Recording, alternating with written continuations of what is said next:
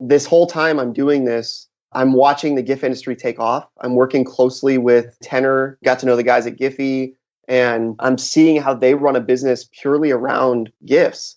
And they're really good at it. And it makes a ton of sense. And they're one of our best partners. And I work with them daily. And everything was coming from the brands. They wanted to be involved with this. And it was just this really quality business that I understood so well. And here I am sitting here thinking, like, I still have this age-old problem with my Chrome bookmarks folder, and no one's done it. And I can remember asking Tenor and asking Giphy, like, what about video? Like, and if they had said, yeah, we're doing it, Vlipsy's never created. The startup investment landscape is changing, and world-class companies are being built outside of Silicon Valley. We find them, talk with them, and discuss the upside of investing in them. Welcome to Upside. Woo!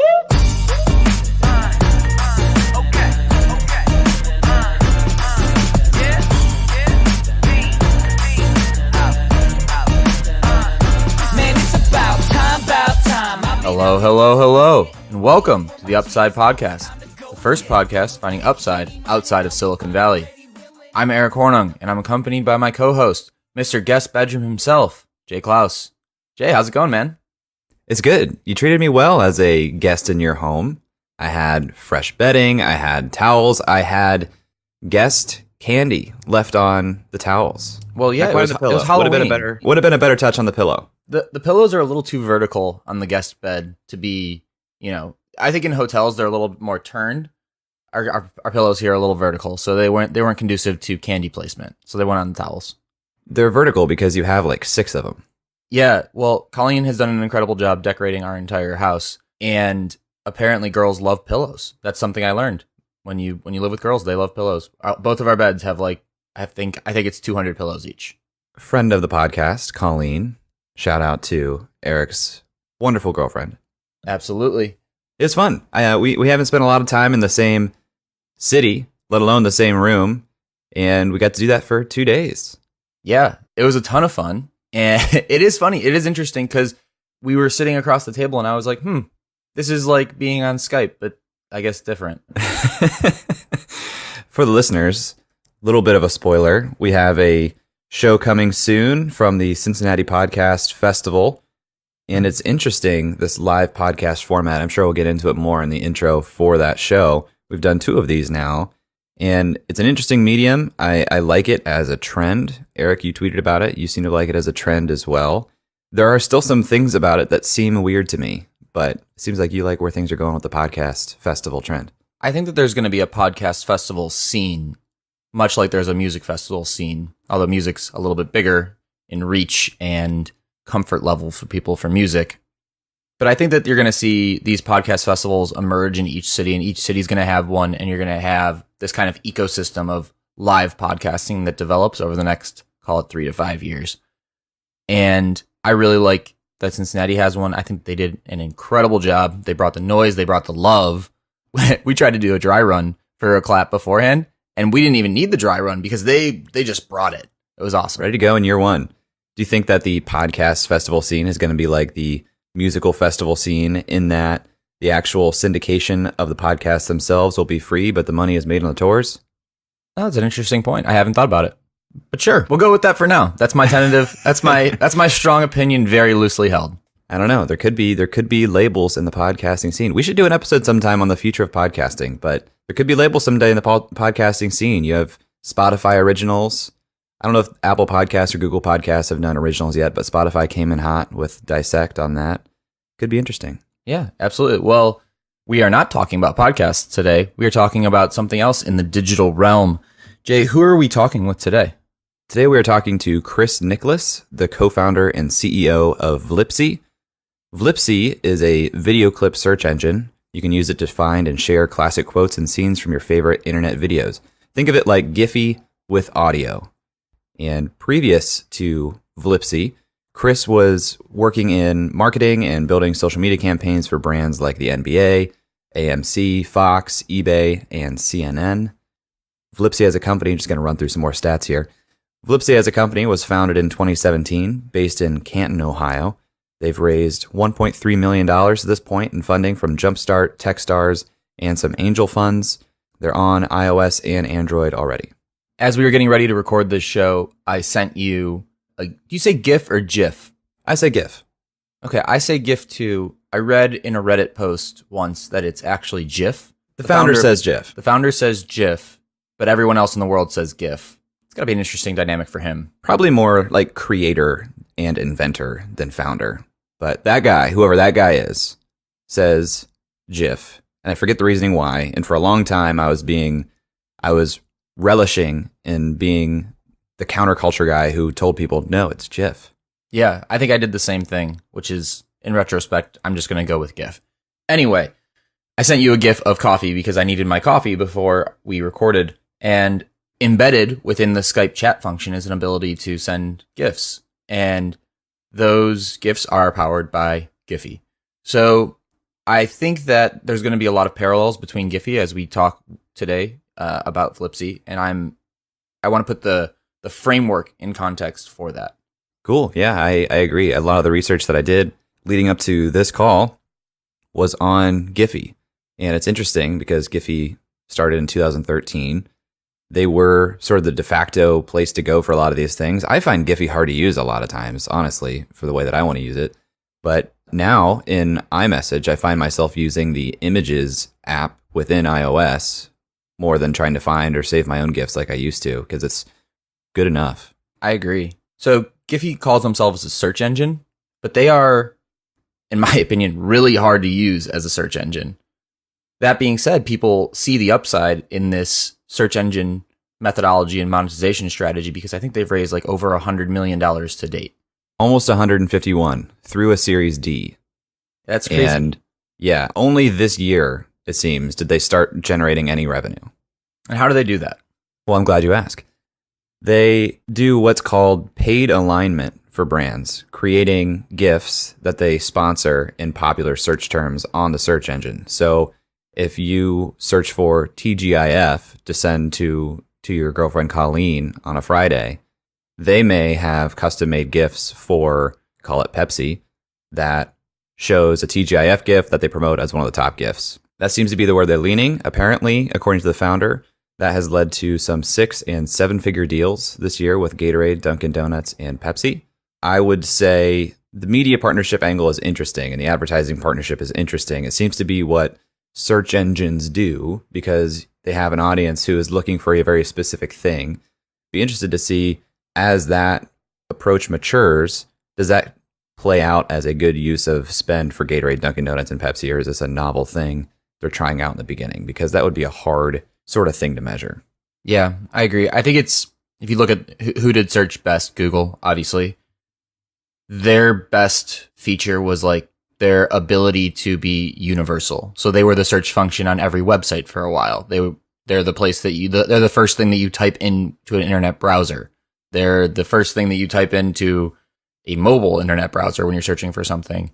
So I think that these kind of search engines have to be the same. And I think that's the route Giphy's going. You mentioned earlier, you're using that in iOS. I mentioned it in Skype. They are everywhere in terms of where you can embed GIFs easily. So thinking about Vlipsy, is that a similar strategy or do they have a different monetization strategy?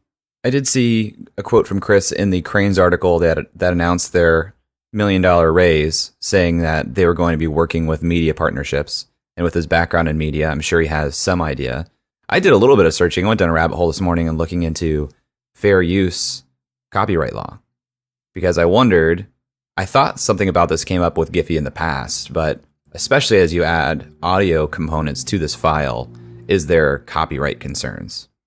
Yeah, I think if you go on Vlipsy, the first one that I looked at was like a Step Brothers video clip, and that's definitely subject to some sort of copyright law. And maybe it's a time frame thing. Maybe there's some sort of loophole in there where if you do something less than 10 seconds, you don't have to credit it. I don't know. Well, I've got some research for you. And I don't know, this is a little bit, it's a little bit broad, so that if it did come down to a court decision, they could make an interpretation. But there has been no legal standing decision that determines specifically whether GIFs made from copyrighted material are infringement. The 4 factors that are taken into account when determining fair use: the purpose and character of the use, including whether it is of commercial nature or if it is for nonprofit or educational purposes; So arguably, the use on something like Vlipsy would be commercial nature. The nature of the copyrighted work, which is very broad, I don't quite understand how to define that. The amount and sustainability of the portion used in relation to the copyrighted work as a whole, that gets to your 10-second sort of question here, and the effect of the use upon the potential market for or value of the copyrighted work. And so I doubt someone is going to go on Vlipsy and watch a 10-second clip as opposed to watching or buying the actual copyrighted material. So probably safe in that realm. But it does give me a little bit of pause to want to know, what's a lawyer's take on this? And I'm sure Chris has addressed that, and we should bring it up in the interview. Awesome. Let's do it. Are you ready to jump in? Let's jump in. Chris, welcome to the show. Hey, thanks so much for having me. It's great to be here. Great to have you. We like to start our show off by learning about the founder. So take us all the way back to little Chris. Take us back and walk us up through your history. Yeah, so I was a kid that loved video games. I start there because I think everything hinges off of that. Parents are always like, "Oh gosh, kids they're gonna rot their brains." I have 2 kids now, and my son right now is upstairs playing Fortnite already this morning. So yeah, it's a role reversal. But I think what happened for me with video games was at some point in my teenage years, I stopped caring about the video game itself and more about the puzzle of how it was put together. There was things, whether it was the options menu to the artwork that went onto it. Everything was just so beautiful and so well produced and had to tie together so nicely that I started getting super curious, almost like Legos, of what is this master puzzle? How do you put it together? So I didn't go into video games so much, but at that time, you're talking early 2000s, this idea that you could build websites and that not a lot of people could do it was fascinating to me because I could fake it so well. Didn't have to spend a ton of time learning how to do it. I could just, basically piece together things, talk about minimum viable product. It was, what do I need to research enough to make this look the part? So was this like GeoCities, or were you doing some custom work? No, everything was always custom. I tried to make it as hard as possible on myself for some reason. But yeah, I remember the GeoCities, Angel Fire, all of those things. But yeah, so I was doing HTML4, I think it was. Someone from my church, who ironically today is my co-founder, he also had an interest in this, but he liked more of the data and the back end piece of it, the stuff that wasn't interesting to me. I liked everything that looked the part and would get people, on first glance to think it was better than it was. I mean, everything was just this like fancy facade, right? So I was really big into an online gaming PS2 game called SOCOM, and I would play with a bunch of friends on an internet connection, and we had a clan. And so it was like, I needed to have a website for this clan. So we went out and I just figured out what I would need to do to build this together. We called ourselves the WWF clan, like the World Wrestling Federation. Everyone had a name after a classic wrestler. So I built these like intro videos. It was like the corniest thing, man. It was a flash intro that was like who the actual person was, like real name, location, followed by like Hulk Hogan. It's got the I'm a Real American song in the background. There's all this glitz and glamour, like his intro, like you're going to come down the middle. All that fun ended really quick because that site got ranked really high on search engines. And then here came a cease and desist from the WWE. We had like hundreds of infringements. Every single infringement was like a $75,000 fine. Yeah, I'm scared to death. I still have the email that I printed out that was like, I'm 15 years old. I don't know what any of this means. I was just trying to have fun. And they were just like, just take it down. So progress forward a few years and I get to Ohio State where I went for college. And my first year, I enroll in computer science engineering. So the biggest thing for me was, how am I going to balance all this new fun responsibility with like computer science engineering where you've got to go to class and then on top of that, take these long labs. And I didn't have any computer science training in high school. I was amazed at some of the kids in my class, like they've been doing this for 4 years. So there's all this formal catch up, not this like school of hard knocks where I'm just teaching myself in my parents' basement. So I decided at some point I was going to keep doing what I love doing, which was making websites. And I wanted to pair it with a passion. It's no longer so much into video games, but now I was always a big sports fan. So I made a website for Cleveland Indians center fielder Grady Sizemore. And at that time, I was just a massive fan. And I decided, all right, like there was no Twitter, Facebook was just taking off, but no one celebrity-wise was on it yet. So it was like, how do I build something for other fans that are out there? How do I use this as kind of my my source material to learn. So I went to Barry Bond's website and I looked at it inside out, studied every single page, drew on paper everything that was there, and decided to like recreate it. Now, again, I wouldn't look at code because even if I looked at code, I didn't know what it meant. So my goal was just to piece it back together in my own way of doing it, handwriting, if you will. And so I built the whole thing in Photoshop, exported it with slices. It was just the most janky website. I remember I was updating his stats every night. And rather than it being updated through like data, I would actually go into Photoshop and update an image. No. Yeah. I'd update the batting average and like how many stolen bases, all this. And then I'd like drop that onto the hosting site that basically would change the image for everyone. So I think this really proved to me at a young age that like, so long as it looks great, that's the thing that catches everyone's attention. Can you look the part? Next thing I know, I was getting a call from the Seattle Times. Grady grew up in the Washington State area, and essentially they were doing a bio piece on Grady, and they picked me as like an expert source because I made this website. That then got my name out there to the marketing agency Octagon in Washington, D.C. that was representing Grady, and were interested if I could do other work for other professional athletes. And here I am with this janky website. I have no idea what I'm doing, but people seem to like it. And I remember even Grady's aunt wrote me an email and thought I was Grady, which I thought was incredible. So Did you play the part? Did you respond and be like, I don't have that much swag. Like Grady, Aunt Eileen, it's so great to hear from you. Yeah, exactly. So I ended up going through and saying, of course, I'll do websites for you. But this meant I had to figure everything out quickly to be more and more professional, which is another great like entrepreneurship lesson. I feel like if you're going to do the whole mom's basement thing and try and figure it out yourself, you need real work to drive you. These kind of passion projects are fun, but there's no timelines. There's nothing as far as like, I have to make this work, so I'm going to choose to not go to sleep and instead stay up and try to figure this out.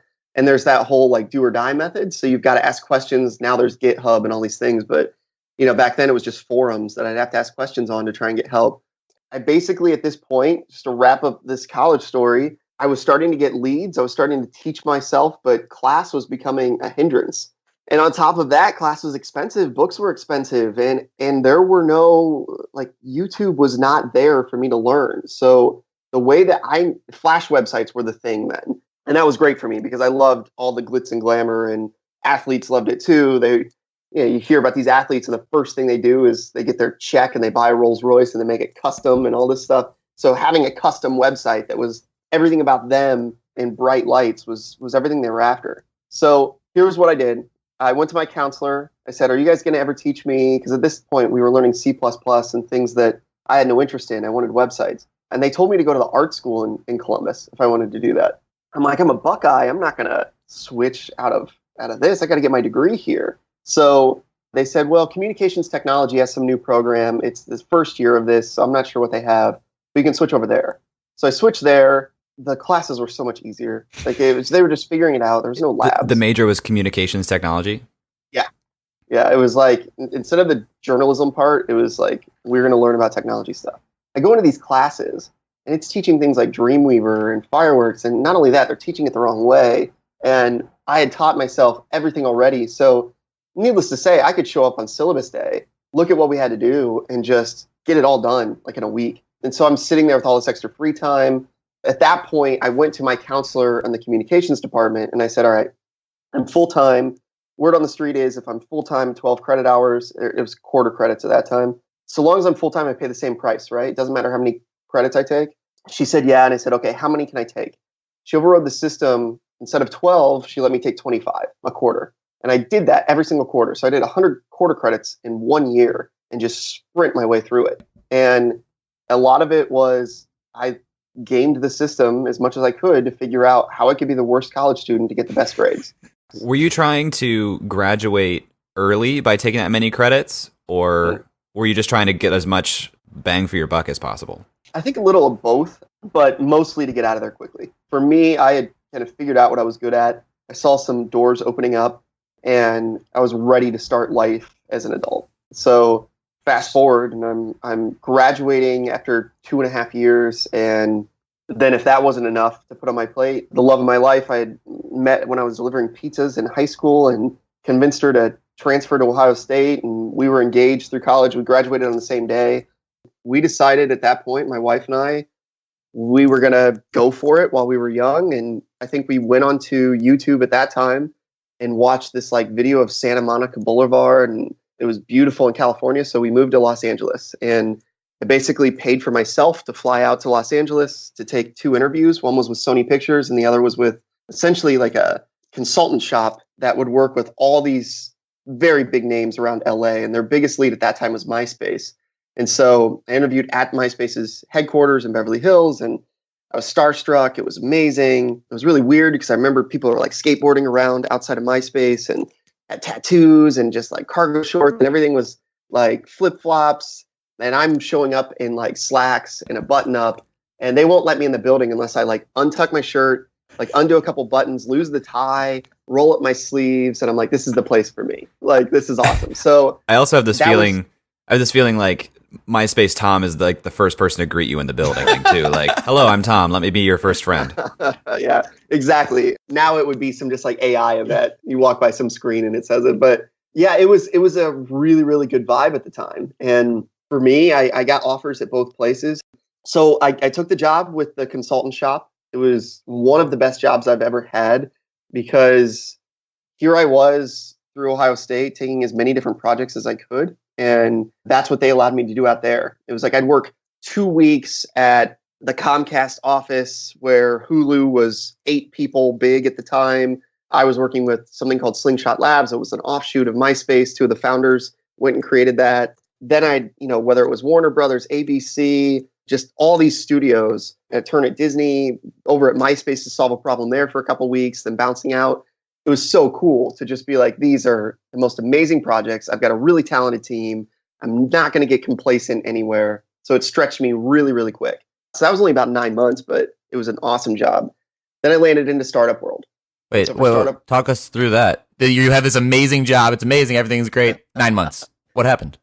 Yeah, that's a good catch there. So there's a couple things. And this is, again, the irony of it all. I was so naive starting off. I had no idea what I was worth. So they made me a job offer. I just said, yeah, sure, whatever price tag. I get out there and I realize the cost of living. I mean, literally, like the apartment that I had gave me a special rate because I didn't make enough money. And I just didn't realize that then the people I was more talented than on my team were also like making almost double what I was making. And I was just like, holy cow. But they paid me a moving fee to move across country. It was like $7,500. And if I left within the first year, I had to pay that back. And so I was like stuck there, I felt, until I finished a year. And ironically, one of the best things that happened to me, certainly not for the company, but this was 2008. So here comes financial crisis. And everyone wants to start cutting budget. And as a consultant shop, you start losing accounts at that. So when the company was losing, whether it was MySpace or whoever they lost, there was a reduction in force. And so there was a whole round of layoffs. So this would have almost been a decade ago because it was around Thanksgiving of 2008. And I remember I was freaked out because I hadn't saved any money. We were living paycheck to paycheck. And I had never had to look for a job like this before. And so I put it out there, whether it was like Monster, Career Builder, something like that. And all these recruiters called. And it was my first go around with recruiters, which now is very familiar with. But at that point, like everyone wanted to call, talk to me because I had this really good resume. And before I knew it, within 24 hours, I had multiple job offers. And not only were they multiple job offers, they were also job offers that were going to pay me what I was worth. And so like you get laid off and immediately almost double your salary. It was crazy to me. So that was something where I had multiple offers. And I go from Ohio State of being able to work on what I want, then this job with the consultant shop, I get to work on like all these different projects, to now I was going to go to one of these larger companies and basically sit at a cubicle, have one really small defined role, and like that's it. And that just did not appeal to me whatsoever. So essentially, I took a job with a startup because when I had the interview, it was at a coffee shop. It was all about like, we've got to go, we've got to hustle, we've got to do all this stuff. It was going over all my skills. Yeah, I can do Photoshop, I can do Flash, I can code, I can do some of the business stuff. Like and you got to wear all these multiple hats. I'm like, what is this magical land of startup culture? So that was, again, an amazing opportunity. And ironically, again, nothing comes without its stresses. So I start that, and a month later, on Christmas, the night of Christmas, I get a call from my boss that they were going to lay me off, or they were going to fire me. And it had little to do with me. So I go in, essentially, just to tell you about the project, we were building an avatar engine, and the avatar engine had probably 4 developers working on it. So you get a lot of mixed code, and there's just so many thousands of lines of code, and you basically have to undo this puzzle so that you can go back to seeing all the pieces laying out on the table. So I literally, as archaic as this sounds, I printed out every single page of code and did a 3-hole punch, put it in a binder. And so when I was showing up to work, I was going through with a highlighter and making notes with a pen and stuff. And they're like, why aren't you typing on a keyboard? Why aren't you going through, where's the new code that you're writing? All of this. But I was trying, because it was only one person and I knew what they were against in terms of timeline. I was just trying to figure out how I could save us time by reusing what was already there. And so literally, as I was highlighting this and making notes, I had to get my plan together so I could move faster. So it was go slow to run fast. And they didn't totally understand that. And clearly, look, being a founder now, I get it from their perspective. There's totally no blame at all. They just came off of paying 4 people to not ship a product. And now you bring on this person and you're not seeing any tangible progress the first few weeks. I'd be freaking out too. Sand is running out of the hourglass. You're spending money here. At that point, it would have been my first month there. So they just paid me my first month's salary of it. And they're like, what do we get for this? I guarantee you I would have had the same reaction that they had.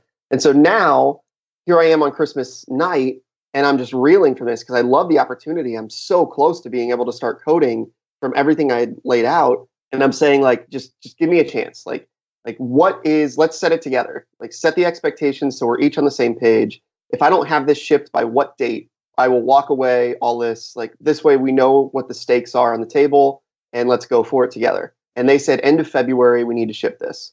So I think by January 14th, I had it shipped and out. I worked at that startup for a couple more years. I ended up moving up in the company beyond just a Flash developer. So I started to run the team and the team of creatives, which got me the managerial experience. And also built up something where here came the dawn of myself doing expression. And I didn't know what expression was or what I was going to do with it, but we had an avatar engine. And I think we did an avatar campaign for The Walking Dead. We did avatars for Aeropostale as a clothing brand. We did for Timberland things. It was all these brands that you wouldn't think of that wanted an avatar engine, because that was the hot thing at the time. You had all these social networks and everyone was looking for what their profile picture was going to be. So having something where you could do a custom branded avatar was in. And this was what got me into expression, which is what I'm still in today. What is expression? So expression, think about it like any way that you're going to communicate when you're not face to face. So that could be anything from personalization, which is, the avatar that you're going to make of yourself. It could be to the emojis that you use, the stickers, the memes, even I don't even know how to pronounce it because it's a acronym, the Asai characters or whatever they are, back in the day where you're putting a bunch of letters together to make faces. Anything that would bring out emotion or articulate something as a communicative language using media. That's expression. And so I've gone through anything from avatars to emojis, emoticons, stickers, gifs. Now I'm into videos. But I see on your LinkedIn something called Mimo, which has a very similar logo to something I remember as Memoji Keyboard. Are those things related? So that one was not ours, but it doesn't surprise me because I feel like everything had a name that number one had to be strong in alliteration. And then number two was some sort of fun name and they were just popping up everywhere. So we started Mimo. Mimo is essentially a company that was formed around IP licensing, so virtual goods. Now you see everything with Fortnite where it's you're going to buy these add-ons, costumes, all this. At that time, it was done more in virtual worlds, Second Life. And we were one of the primary vendors for Xbox avatars. So if you were to go on to Xbox and you were going to turn your avatar that you got for Xbox Live into something from whether it was the NFL or Halo or Shrek, any of these things, we would take the IP from, let's say, DreamWorks. We would turn it into emoji packs, sticker packs, any type of thing that could be sold for $1.99. And then we would go out and work with all those different tech companies to basically become a vendor. And sometimes that would mean they didn't have a sticker shop. So Matt and I would code them a sticker shop and build that in for them. So we would write policies for people and guidelines of if you wanted to get other third-party people to submit stickers, these are the things that you should teach them how to do it the right way. We were doing everything for people early on in 2012. And that meant we were working for about 30 plus chat apps because there was this big chat boom.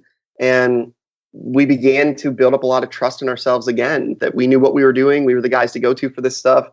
And so whether the market has gone from, hey, our users like to use emojis, our users like to use stickers, it's gone stage to stage of whatever the hot new trend of media is. But the principles are still the same. How to work with brands are still the same, what they're after. So it's been nice that it's not something that really goes away. And every few years it reinvents itself. So at this point, I think we're at 2012, 2013. I'd like to kind of shift into the Vlipsy idea. Mm-hmm. You have a lot of like life infrastructure in place. You have a portfolio, you have a life partner, you have a business partner, you have a mentor. How does this idea for Vlipsy get started? All right, so the idea starts right around that time. I was working remote for Mimo, and on Skype, we had a group chat with some friends. So everyone, my brother worked for a car dealership at the time. He was on there. I had all these friends that were in a group chat. The name of the group chat was Shooting the Shit. And essentially anyone could type whatever they wanted throughout the day. It was all this random conversation with people. You know, today we have Slack. So this is almost like the early iteration of how people use Slack today. And one of the things we would love to do on Skype was like drop references the way we would hang out at a bar or something. Like someone's going to say something and it makes you think of a Ron Burgundy quote from Anchorman. And like just typing it out wasn't enough. And here we are, we're working in expression all day long. It's like, why doesn't this stuff exist? So we would go to YouTube and I would find the video. And we knew with YouTube, if you like looked at their URL structure, you could put a timestamp on to the end of the URL to where the video would start. You couldn't put an end timestamp. You could just put the start one. So essentially we would figure out where it started. I would create a bookmarks folder and I would categorize these bookmarks folders into various different expressions. Hello, goodbye, funny, whatever our inside jokes were, etc. And all they would do would be links that would have the timestamp of where that quote would start. And I would paste them into Skype. And the goal is to get it there as quick as possible. And now you have to hope someone clicks on the blue URL to open up and watch the video to get the punchline of the joke. Problem was, then it wouldn't stop playing. So if it's in the middle of a dialogue, now it's just going on. So they may not know what you're actually trying to articulate. And I mean, how cumbersome to try and do all of this. So that was the first iteration of Vlipsy, was this Google Chrome bookmarks folder separated by expressions with timestamped URLs. I love that. And yeah, and so we were always a fan of this, even as we went through. And I would say the best form of expression we ever got were GIFs. We were obsessed with GIFs. I'm so waiting for you guys to ask like the cliche question of GIFs versus GIFs. That like always comes up. And I will tell you that like it's both, and I don't think you're ever right. But all the GIF providers that I know well now, Giphy and Tenor, they always say GIF. Leaned in hard to the G. There you go. So yeah, we loved them. We used them like crazy, and they almost got us there. But now you'd have this Ron Burgundy quote that had captions at the bottom of it. And so I say this all the time, but it's like, you know, you wouldn't want to watch Anchorman on mute. You know, like you're going to miss all the funny like delivery of the lines and what makes Will Ferrell so great. So that was something I was out to try and fix, if not for everyone else, at least for me. And what we were doing between, you know, the time 2013 to when we started Vlipsy in 2017, we were acquired by Kik, which was a large messenger app for US teens. So they brought us in to basically run content and figure out the entire content strategy, because everything inside of a messenger, content drives engagement. You know, I mean, a messenger is what it is. It's you're typing something, I type something. You know, that's not really going to do it. But how do you get news? How do you get, whether it's movies, pop culture, everything infused into that combo to keep driving more and more messages being sent? And that was kind of my role. So content, we called ourselves the content squad that we formed there. It was all about emojis, stickers, GIFs, videos, you know, news, anything that could go in. And we've got a mass audience of US teens. So there's a lot of brands that wanted to take part in this. And it's like, how do they fit in? Whether it's a Coca-Cola or a Nickelodeon or MTV, whatever, like where do we fit them into the picture and what do our users really want? So it was as much about being a product lead as it was just the business partnership side. And this whole time I'm doing this, I'm watching the GIF industry take off. I'm working closely with Tenor, got to know the guys at Giphy, and I'm seeing how they run a business purely around gifs. And they're really good at it. And it makes a ton of sense. And they're one of our best partners. And I work with them daily. And everything was coming from the brands they wanted to be involved with this. And it was just this really quality business that I understood so well.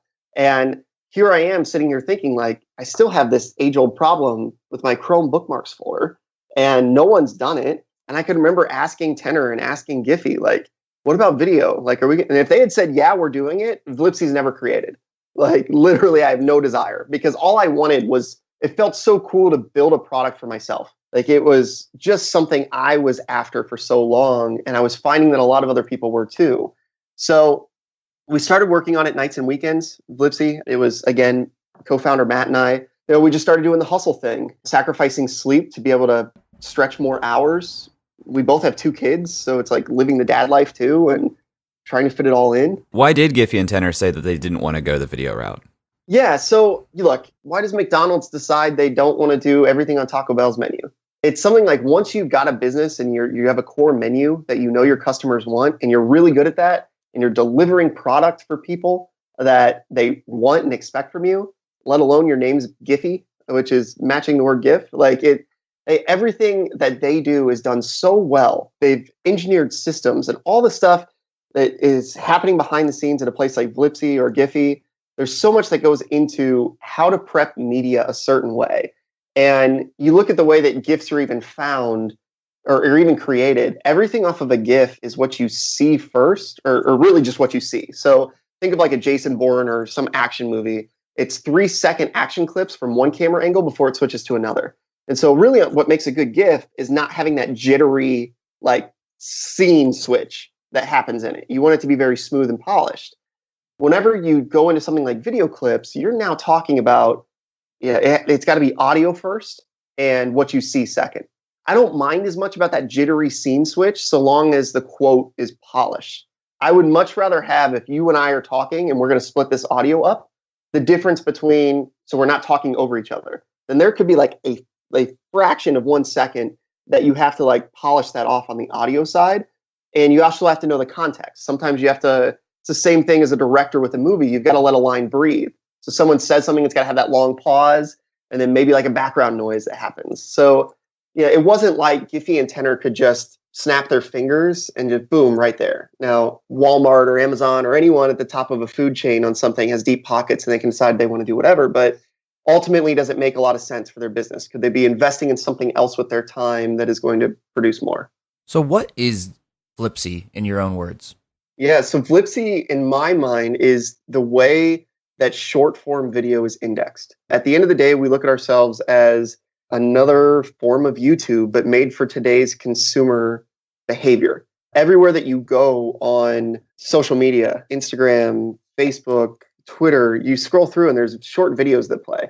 Videos that are less than 30 seconds, videos that are straight to the point, very articulate, but there's no central repository. Like, there's no search engine that you can just go to and find really quickly. And if you look for them on YouTube, a lot of times they're buried in a 4-minute video.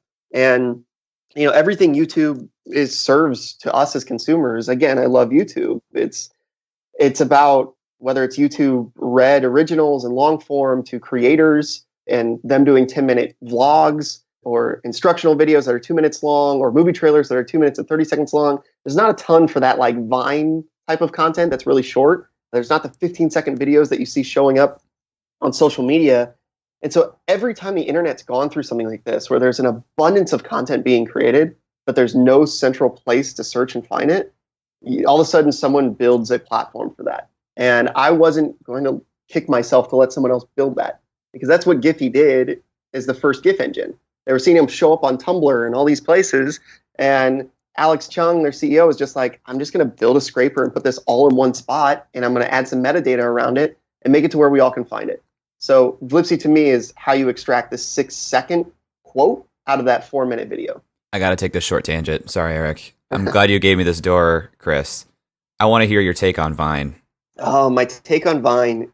Boy, you can look at that glass half full or glass half empty from a founder perspective. I think I heard once that Vine was acquired when they had 65 users for $30 million. That is a founder's dream. No way. They were acquired that early by Twitter? Yeah, really, really early. That's just from the sources that I know who would know. But essentially, Vine was fantastic. It was this, I don't think we knew what we had with Vine. It was started off as such a quirky thing, and you didn't know whether to take it serious or not. But I go, as market research, I go into a bunch of local high schools. I always test everything out with a high school audience first. And everything they say from all the focus groups and conversations I have is they miss Vine the most. That's their biggest hole in the market. And that's amazing to me. With something like, I just went to high school 2 weeks ago, and I said, well, what about Musical.ly, now known as TikTok? Like, doesn't that kind of replace it? And someone abruptly blurts out, if you're 8 years old, because that's what's good about talking to high schoolers, right? They're unfiltered. They have no problem telling you what they think. And so for us, I look at Vine and I just say, again, timing, Twitter gets it. Twitter, really smart company that knows their core product really well. Everything kind of has to fit.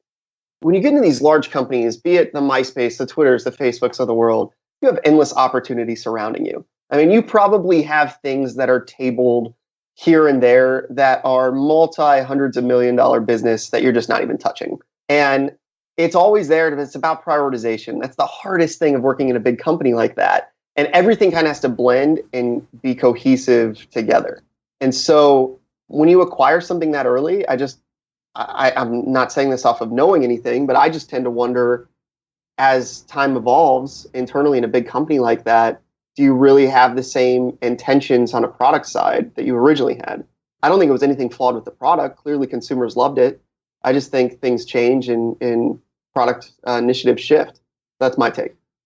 Super interesting. I miss Vine for culture and this idea of these big platforms with so much opportunity around them. I think about that all the time too, with like Facebook's dating opportunity, and they keep saying that it's coming, it'll be coming, and like that thing could be crazy. Anyway, yeah, I'll get away from that. I just miss Vine so much, and it strikes me that what you're doing now isn't completely dissimilar from Vine. Obviously, very specific towards expression of things people recognize already, and less around original content, but maybe that's something you guys have in the works too. Yeah, we look at original content all the time. I think there is, from our side, look, we're a seed stage company right now. Do I want to do original content? 100%. Like, I think it would be awesome. But I think there's a lot of responsibility from my seat to make that choice. Responsibility to the company, to where we're at, like to the user, to our investors. I think a lot of these things, you just want to be really, really calculated of how you do it and make sure you can handle the follow through of it. Because one of the things, as soon as you open up a camera, very bluntly, and you allow people to just upload what they want, oh boy, do you have a lot of checks and balances you have to go through on trust and safety. So it's something that I want to be responsible about it and think through it the right way. But those thoughts are happening. There are definitely a lot of internal discussion and places we'd love to take the product. But for now, we've got the best case scenario for us as a young stage company. Like, we've had a huge 2018. Like, we took off this year. People love the product. The engagement's there. All the things that we would need, that we laid out as a company, we would need to take the next step forward. Those things are happening. And so for us, stay the course and stay focused on what you're doing. As a seed stage company, you have to be narrowly focused. What's the size of your team look like right now? So we have 11 team members. 5 of those are part-timers. And so just really talented people that I think one of the best things that we have in today's world is a true understanding of current culture and the work climate. So we're a remote company. And on top of that, everyone has their own styles. Netflix is really popular for their relaxed culture, et cetera. I wouldn't say relaxed is a word, because I think that takes a negative connotation when you think of it in the workforce.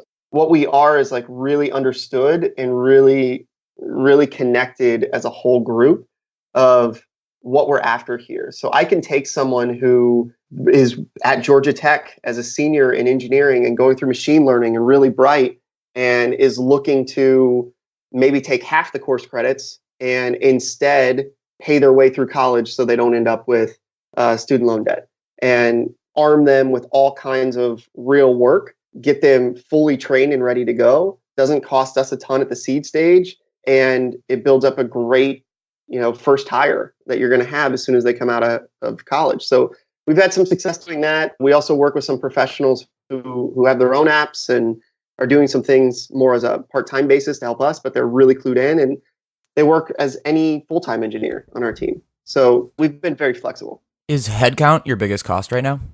Yes, it is. Look, as you get out to more millions and millions of users, if all of a sudden we get turned on, whether it's Google, Twitter, Facebook tomorrow, out to everywhere you see a GIF button, you're going to have cost scale for server and infrastructure costs. But those things are all planned. The biggest thing that we're going to have right now is going to be our headcount. So when I look at your guys' cost structure, it's server, infrastructure, headcount. Is there anything else? No, for the most part. I mean, we are scrappy. That's one of the beauties about being remote, is that you're talking about, there's no real office costs or any of that. I mean, we have travel and other things that any business would have, but no, it's mostly engineering. And then we have a partnerships team as well, because the biggest thing for us is to kind of carry over everything that I talked about at the beginning of this, to working with brands and understanding what their needs are. That's always been a really big part of the vision here. You look at a new show that would launch on NBC, and NBC essentially is putting out content on Twitter, Facebook, YouTube, every single social platform. And they're maybe like a 60-second approved snapshot of the new episode, which when I say approved, it comes from the production company and they're allowed to use it for marketing purposes. But it's a 60-second video. So you're still talking about the burden on the user that they have to sit there and watch this entire thing.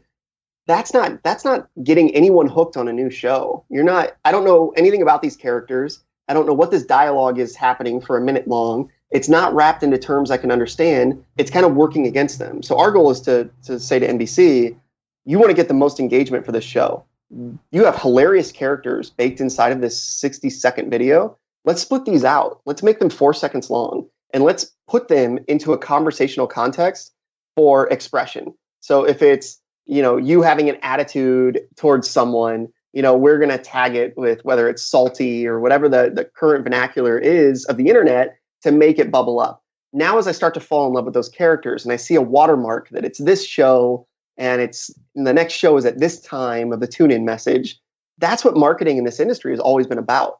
So nothing's changed. We're just talking about moving with consumers. And the consumer behavior today is we have zero attention spans. I mean, it's down to dust at this point. And literally, if you can't get someone in whatever they were currently trying to do, like marketers have to stop expecting people are going to come and find their video. You've got to take your video to the consumer. And it's got to be in something that they can consume really quickly, and it's got to be shareable. Like that's really what Vlipsy's about. You said a minute ago that when you're working with Mimo and you're close to Giphy and Tenor, you saw these companies as having a great business. It sounds like, if I'm connecting dots here, their business model was related to some of this brand and media type partnerships that you're alluding to. Can you spell that out a little bit more and help me understand what the business model is between them and even further on the Vlipsy side?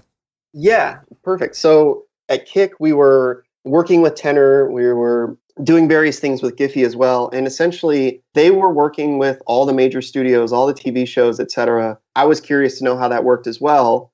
I came from a licensing background, just in my time at Mimo. So licensing, the model there, we would go to, I think I said DreamWorks earlier. So go to DreamWorks and there'd be a minimum guarantee possibly. Like that's the licensing world. If I'm going to put something in Target as clothing, there's going to be, I believe I can sell this much product. So I'm going to front you this much money to put my money where my mouth is. It's $25K minimum guarantee down for a year license of this. And I get to keep the revenue on that first $25K that I sell. And then once I get over that, then there's a rev share agreement. That was the traditional way that I came about. But that's when you were selling products to a consumer for $1.99. So there was money to be had here. And I think what's interesting is that failed miserably in our industry. What we saw early on was Line, which was the biggest messenger app in Japan. They were reporting these massive, quarterly reports and earnings statements about selling stickers for $1.99. And so everyone over here in the West, and this was really what Mimo was based on in the sticker industry, we were going to set up those sticker stores and help them to do the same thing. That's a huge revenue model you're missing out on. We've got all the content that's stocked the shelves. Just give us a percentage of it. We got this, right? No one bought it over here because the culture in the West was so different. We're going to go on to Google image search. We're going to find a way to hack and get it for free. No one wants to pay for anything on that, and they're not going to. So whether you like it or not, these people are going to find a way to get your content and abuse it. You can either get out in front of that and handle it yourself and be the owner of an official verified account, or you can let a bunch of people meme it and trash it and do whatever they want that steers away from the brand. So essentially, when stickers weren't working and this transactional model wasn't working, the way that the industry started to look at this was less about the licensing department. I mean, what's weird in my world is you can call up any one of these large companies, you talk to the licensing team, they're asking for money right away. You talk to the marketing team, and they're surprised they're not having to give you money. It's just two completely different cultures and objectives that they're after. So you really now, when you look at Tenor and Giphy, or even ourselves, you're working with the marketing teams, you're working with the social teams, and their goal is purely to make sure their properties have the best chance of success. Are they in the conversation? Are they becoming topical? Are you really getting engagement? No matter what the new platform is. It could be another new app bursts onto the scene tomorrow. How do you make sure that your brand is there and that you're engaging with those people? And there's some of these products. Snapchat used to, and probably still charges an arm and a leg for those lenses that you can do that are branded. That's one way you could do it. The way that Tenor, Giphy, ourselves, that we're doing it is we're saying there's really no money exchange. We're not going to charge you to do this, and we're not going to just take you to Snapchat. We're going to take you out there to every single platform that we work with as a distribution hub. And so there's value on both sides. These things are mostly done on a master services agreement where money's not really exchanging hands. I mean, look, if it gets to a point where money is filtering through and they're trying to make money off of their content on one of our products, or we're making money with them or something, of course there would be rev share agreements at that point. But that's not the focus right now. The focus for these type of businesses is that you're based off of user engagement. If I'm walking into any new big messenger that has the core audience that I'm after, the first question they have to qualify me, and it's what I had to do at Kick when dealing with partners, is what's your engagement level? How well do you retain users? How much are people sharing content? That's the stuff they care about. And so if we're doing our job as a search engine, surfacing the best content for you, the right time, stuff that converts and leads to a share, so that you're tweeting more, so that you're setting a message more, that's what we're after. That's what we're graded on right now. So simplify this for me a bit. How does Vlipsy make money today? This can be really easy to simplify. We don't. Okay. So yeah, and it's not something we're allergic to revenue. We know what we're doing here. Matt and I at Kick were the first ones to ever monetize gifs. We literally went to Tenor, who ran our keyboard, and we said, Kick as a sales team, we're selling these campaigns to all of these different studios. Can you help us power this? And Tenor, as a great partner, said, yeah, absolutely. And even Tenor wasn't looking for money at that time on it. It was literally just a way for Kick to try and monetize their users. So for right now, everything we're after is going to be, first step is you got to get engagement. I think long term here, look at it. I told you, the first way I described Vlipsy is I look at us as a shorter form version of YouTube. I want us to index. I want you to be able to search for a quote. And here's a great success story. The movie A Star Is Born that just came out. One of the famous quotes, that movie's been remade 4 times. One of the famous quotes on that movie is, I just want to take another look at you. I just want to take another look at you. Yeah. And that became a big meme. And so without really knowing it, so we were breaking down trailers, essentially trailer hits. We've got it cataloged because I want to index really well on that with search engines. So if you were to search A Star Is Born, want to take another look at you, and look at the video results, we're number 1. And not only that, like I think our video is like 5 seconds long because it's just that quote. Every other video underneath that is 2 minutes plus. Like it's the trailers, etc. So now all of a sudden, when Vanity Fair and Refinery 29 and these big publications like that are starting to review their film or review the film, and they want to drop in references in the middle of their article, they're using our embed player. So, reading audience that's going down the page, the media should be used as a break in the action. It's to give that user that take a breath before you like keep reading. And you're not going to toss a 2-minute video because you've distracted the user away from their core goal. So being able to just go from paragraph into, oh, there's the 5-second reference. I mean, we learned how to read this way, right? It was picture books when we were kids. So this is something that fits really well. We rank really well. And so that's why everything we're about is become the best search engine. And then when you look at the monetization of it, if you can become a really good search engine, every single search engine out there monetizes the same way. It's about sponsored search. At some point, people are going to want to bubble up the top of results. We think that can happen here too. And so then it becomes, I'm interested in coffee, and you have 3 million people every morning talking about coffee. What a great opportunity for my coffee shop to be able to target those people. So you've mentioned the idea of engagement a lot, and I'm wondering if you can give us some of the specific metrics that you guys look at in terms of how well you're doing with engagement. Yeah. So the biggest thing, if you're a search company and you claim to be a search company, people are searching for things and they're not finding things to share. You suck at what you do. So the first thing that we look at each and every day is like, where do we suck? How, and that goes into a lot of things. It could be, do we have the right content? We look at user behaviors. Are they browsing content but not sharing it?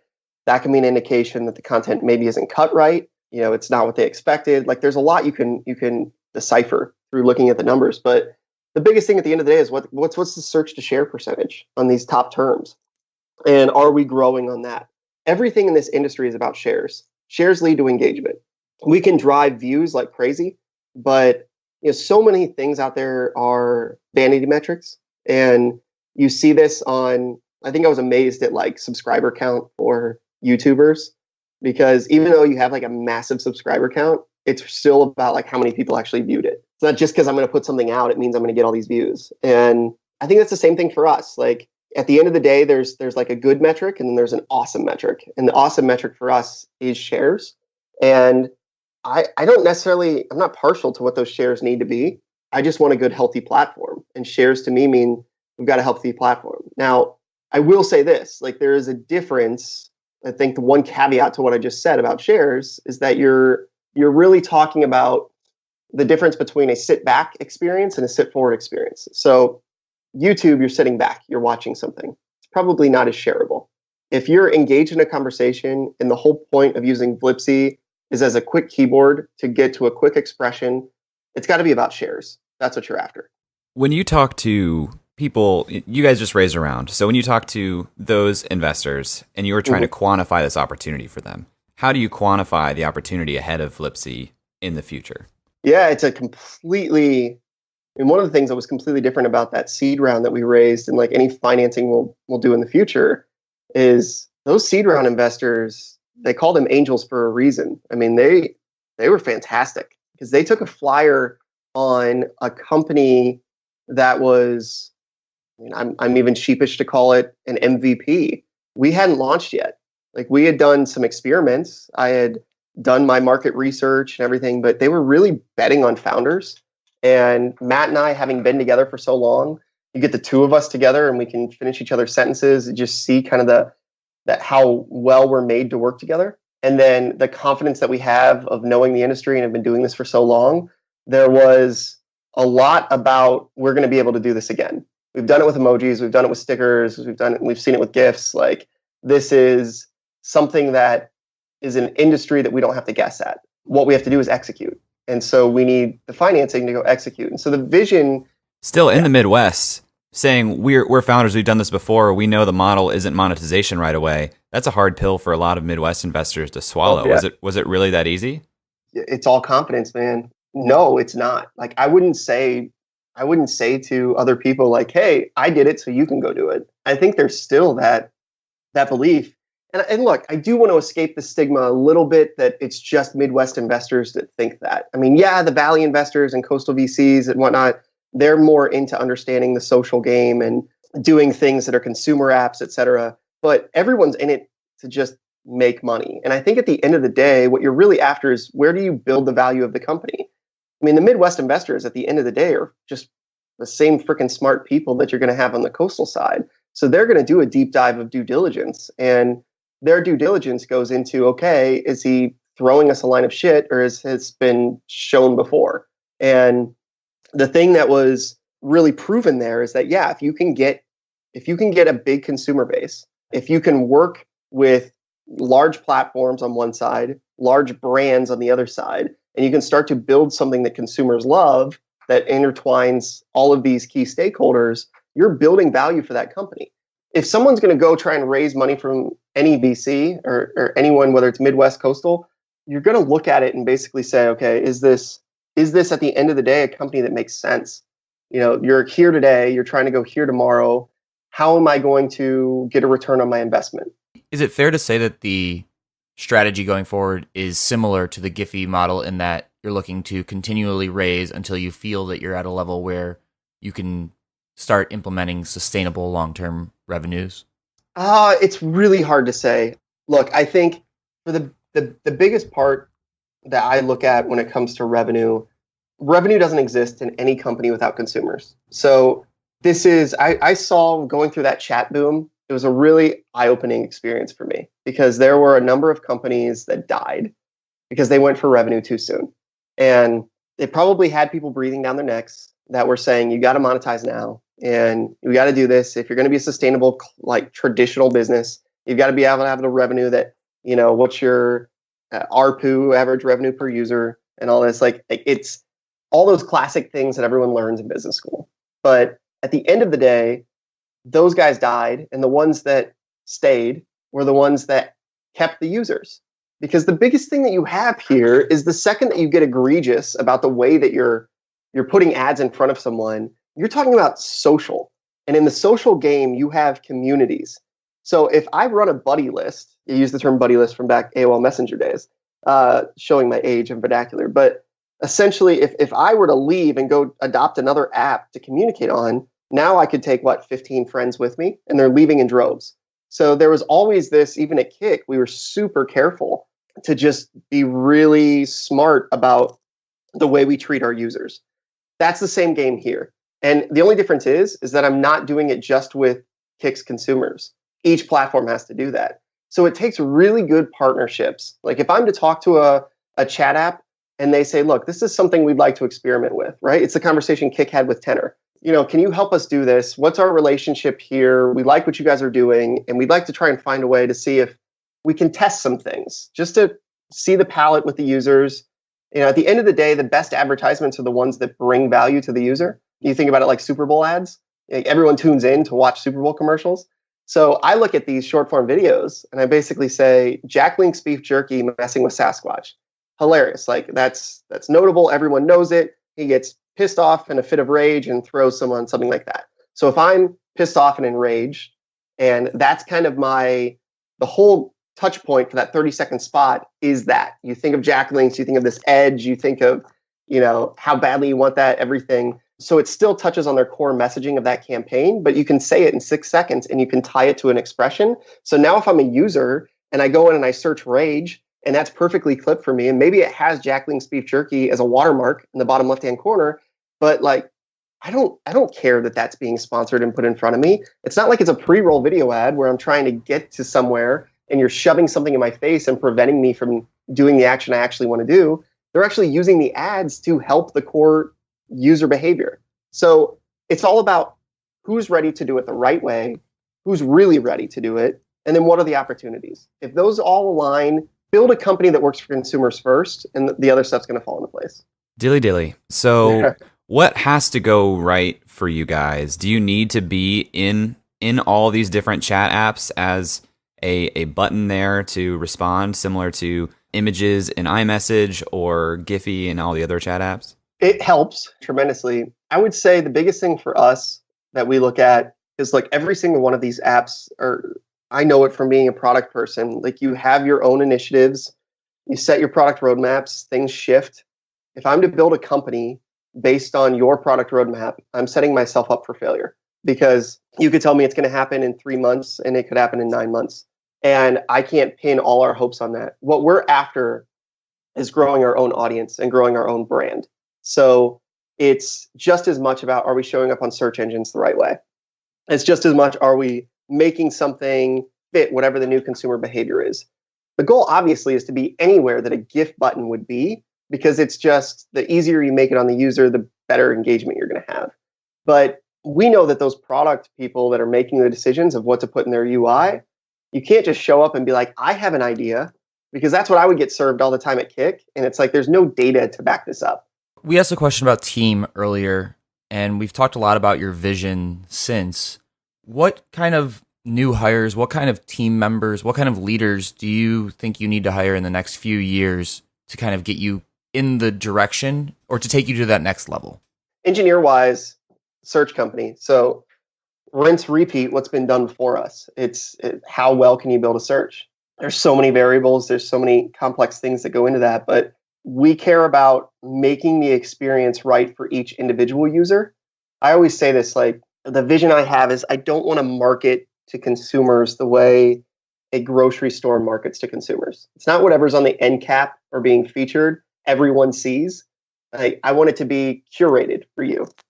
I want you to have something that if you're not into this show that is made for 12-year-olds, you shouldn't see content for that show made for 12-year-olds. Unless it all of a sudden is hitting with an audience about memes and you so happen to like memes, right? So I know that the way, and everyone's shown this before, whether it's Pandora, Spotify, Netflix, anyone, like these recommendation engines work. They drive better engagement. And there is a smarter platform out there to build for us. So I'm really excited about that. We're already really pushing that way, and it's exciting to head there further. So engineers in that category. And then it's really about, in my mind, partner success is something that's super interesting to me. I look at what made Tenor just so great for us at Kick. And I compliment those guys like crazy, because what they did was give first-class service to us. We needed something done on the API level that was custom because we had an opportunity that was coming along. The CNN election, we wanted to do something around that. And so we need these custom triggers to be turned on, which were things they had never built into the API before. And so they would just go do it for us in like 48 hours, turn it around. That is exceptional service. That's what I expect us to be able to do. And then the same thing on the other side of it. I talk about these studios, and if NBC goes through, so typically let's say they order a 26 episode season, and 13 of those are going to happen before Christmas. They'll go on the holiday break, and then they come back late January, early February. Like, we need to have all those key dates in mind, and we need to understand what content they're looking to push and when. Where, like, I would love to show up inside of Snapchat or Instagram or any of these things around these core times, and we can strategize with them to say, like, okay, let's look at the content you have available. Let's figure out what's going to work for what's trending. Again, I always say vernacular, like try and match the consumer behavior. And then let's package these things in a way that are timed correctly towards your core initiatives. That's all what I consider to be partner success. I want to be the best in the industry at that, because it's all based on relationships. This entire company we're doing, relationships on the consumer side, it's relationships on the partner side and platform side, and also on the brand studio side. So that to me is like core vision of where we're headed. And I think each of those three stakeholders has their own corresponding roadmap, but it's very clear in our minds where we need to go. You've spent time in Los Angeles and New York. Why build Vlipsy in Canton, Ohio? So remote culture, first off. I saw this one of the polls that someone reputable on Twitter put out, asking engineers, like, in your next job, what's most important?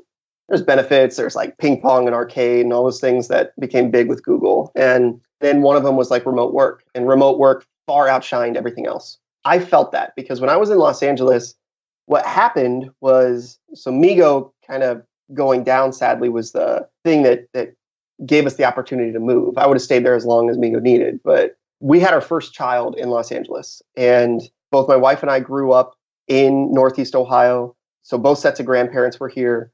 And essentially, when we were living in Los Angeles, everything that we knew and loved as young 20-somethings, we weren't able to do. There was no, like, we used to be able to get like the seat fillers for like the movie premieres and stuff. And we would go do that for free. It was amazing. And it was all these like hiking, everything was our own schedule. And when you have an infant, everything was like turned upside down. And we had no help from any of the grandparents. Like they would come out to visit, but it was for the first 18 months, we didn't have a babysitter because there was just not that core community that we knew. So we moved back because we really wanted to raise our family in the culture that we knew growing up, which was this Midwest culture. And I was scared to death, man. I had so much anxiety around it. I knew, just as I told you earlier, if I lost my job out in LA, I could get another job in 24 hours. And it might even be a better job. I was being recruited constantly out there. I never had to worry about job security. Coming back here, you're taking on a mortgage. You now have a child. You're the primary income, all of this. And I'm working for a startup, which is extremely volatile. And if that startup goes down, where's my next opportunity? And my fear was Midwest doesn't pay what California pays. And so now all of a sudden, if I have to go get another job, I'm taking a huge pay cut. And I've got a mortgage. It's not like the mortgage is going to take a pay cut. So I have to try and balance all these dominoes. What really changed all of that was remote work. And I feel like it's been good because it's helped with the fair wages in the Midwest as well. Like at the end of the day, talent is what it is. And so instead of having to live in the valley, paying $4,000 for rent and doing all of that, like there are opportunities, and everything is based off of what I noticed early in my career. It's about what have you done? Like, what's your resume? What can you actually do? What I love most about the remote culture is everything is based on merit and not on water cooler talk. I feel like remote culture helps you understand who the key hires are from a very early point. Like you start to see who cares and who does this the right way, and you train that behavior. So in my mind, you can do this from anywhere. Does that mean just because we're a remote culture that I don't want to hire people in Ohio and build an office here eventually and all that? Absolutely not. Like if the opportunity's there, then great. But let's not lose sight of where I'm at.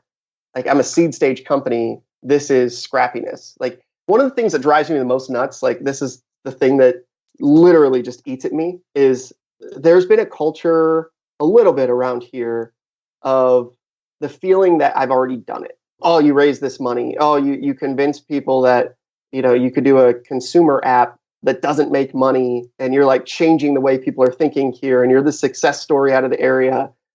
And like Migo died. Mimo, you know, we basically sold off ourselves as an acqui-hire to Kick. You know, it's not like I got fired or laid off from my first job, got threatened to be fired at my second. Like I've been through all these things where I've been where I'm at before. This is nothing to me. You know, you go out to the valley, there are thousands of people like me. Like, let's change the way we think about this. It's not, I get it, and I'm appreciative, and I support all those people, and I want to rally them and be like, yep, let's go. But we've got to change our thinking. Like, this has to be the norm. And so for me, this is just seed stage. We're scrappy. I just want to move the company forward. I don't care where people are located. I need talent. I need people who are in it to win it, and all those other cliches. Love it, man. Well, Chris, thank you for taking the time. I know we went a little bit over here. We really appreciate you coming on, telling your story, enlightening us to Vlipsy and the opportunity. If people want to find out more about you or Vlipsy, where do they go? Yep, go to vlipsy.com, Vlipsy.com. If you have a Slack team, we have a awesome Slack bot. You can type in /Vlip or /Vlips, as well as the expression that you're looking for, and drop an inline video. We also have apps built into Skype, into Viber, as well as an app that will share into just about any social site you could think of, as well as Facebook Messenger. We have an app there as well. So a lot of places that you can find us. Just search Vlipsy, Vlipsy, and start upping your communication game. Jay, we just talked with Chris, and I think we forgot something. Yeah, something we mentioned in the intro that we wanted to talk about specifically was copyright. And we ran a little long on the interview and never got around to a question of copyright. So did the next best thing, called on my friend Lee Thomason to come give us some insight into copyright. Lee Thomason is an associate clinical professor of law, formerly of the Ohio State Moritz College of Law. He's a registered patent attorney and litigator. He's also a former Fulbright scholar, a native Kentuckian, which he says he was raised by wolves and then adopted by Buckeyes, and a former U.S. Marine sergeant. Lee set up the Ohio State Entrepreneurial Business Law Clinic, and I figured he would be a great voice to come in and talk about copyright. So please enjoy this very quick interview with Lee Thomason. Lee, welcome to the show. Thanks for joining us here and giving us some insight. Happy to be here. Can you help me think through, in a case like our guest, what type of copyright concerns would you have, well, as an attorney or as someone who is looking at a company who operates using media that may be generated by other users? Well, I sort of go with whose content are we using, whose platform are we using, and that's kind of my first point of analysis. And if we're using someone else's content, meaning if the company is using someone else's content and relies upon that for their business model, then I take a little deeper look at where the content comes from and what is the likelihood they could lose the right to republish or use that content. So in the example we're talking about, it is more than likely they would receive copyright infringement notices, which are often now automatically issued by the owners without really much thought given. They just see their information there and they just send the letter and go from there. So I usually start off, as I said, with, is this like a square peg in a round hole? Is this a disruptive model? It's just not really going to fit the current law? Or is there some way that we can kind of reframe the business model, reframe the website offering so that it is more useful and possibly less risky to do? In the copyright issue, again, I can work through it, but it is really definitely someone else's content, and it is a derivative work of their copyrighted content. So we can use that as a starting point. Yeah, I'd love to dive down a little bit deeper into that. Obviously, in the case with Vlipsy or in the case with Giphy, most of the content comes from copyrighted materials like movies or TV shows. I would guess, and I'd love to hear your input, there haven't been a ton of cases in recent years where this type of platform raises this type of concern. So I'd love to hear your input of anything you've heard in the realm of copyright for this type of materials for sort of modern tech companies, whether it is a Giphy or a Vlipsy or Vine, anything that has precedent. Well, some of it is that if you start with the proposition that I do, that you really can't use other people's content and that to rely upon a fair use defense is really just walking out on the limb and hoping it doesn't get sawed off. So it's to look at the website and whether they've done everything they can do to limit their liability rather than avoid it entirely, because that's probably never going to be the case. With Vlipsy, with some of these other ones, the terms of use and the way this site is structured may not give them the full benefit of the safe harbor defense for people who post other people's content. So whether you're an Etsy or a Pinterest or a YouTube or whatever, you are going to get content that these people did not have the rights to. And so what have you done to really mitigate that risk? Here, their terms of use do not include a takedown, a Digital Millennium Copyright Act takedown notice, where a copyright owner can see the content, send the letter, the site should automatically then segregate that from the live feed or from the homepage, and then send some sort of a counter response that said, are you really the owner? Can you really tell us to take this down? So that's one thing it would need. And at best, you're then just a passive operator who is not posting that information and therefore is not responsible for the infringing act of others. The second thing is the way it's structured is it suggests that they review the content, that the site is reviewing the content, which is probably not the case, but it suggests that in the terms of use. So a passive operator doesn't review content. It publishes acceptable use guidelines, and when people complain that it's not happening, they take it down or they take some other steps.